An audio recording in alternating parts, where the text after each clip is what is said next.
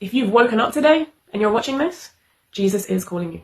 You know, we have to feed the right spirit to get the fruit in our lives. We have to worship and praise the right God to be able to see clearly with our eyes open. But many of us humans like to keep our eyes shut. We are blinded in seeing the true light. We like the false light because it appeases our flesh, it comforts us, makes us feel good.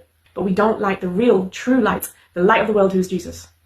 Because it does something. It creates some sort of agitation in us. Because that's his spirit speaking to your spirit. And your spirit is in need of a new one. And that new spirit that is crying out to be awakened in you is being kept in bondage by the flesh. Because the flesh is what will keep us down, will keep us oppressed, because it only wants to serve itself. We are just dead vessels walking around if we do not have the Holy Spirit. The Holy Spirit is life himself, the breath of life, Yahweh. And he is wanting you to walk in his light. The darkness is a false light because it's not come from God.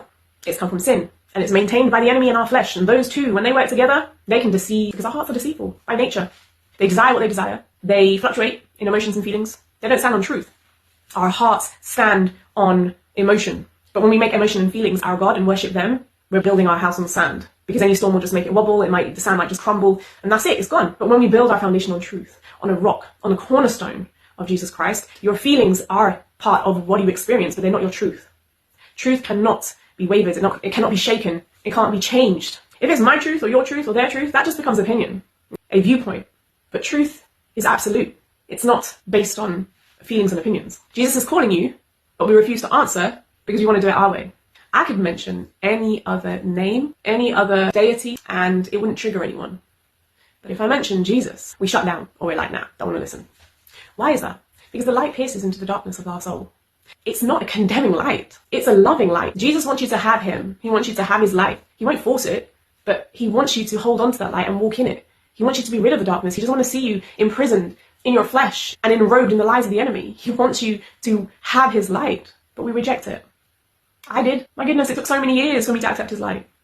I remember being preached to when I was younger as a teenager. Even as a kid, Jesus always fascinated me. Always. There's always something about him. Something about Christmas, something about seeing him on that cross. And then as I got older and tried to do it my own way, and if anyone talked to me about Jesus, I'd be like, you're really preachy. You're really a bit much. But you know what?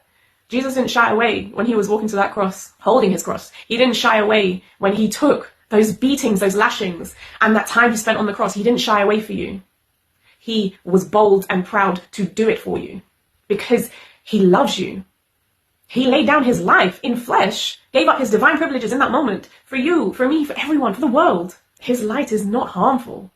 It's harmful for the darkness, but that darkness is far more destructive when you choose to reject Jesus' light. Jesus wants you. He's calling you to the light. Don't ignore his callings.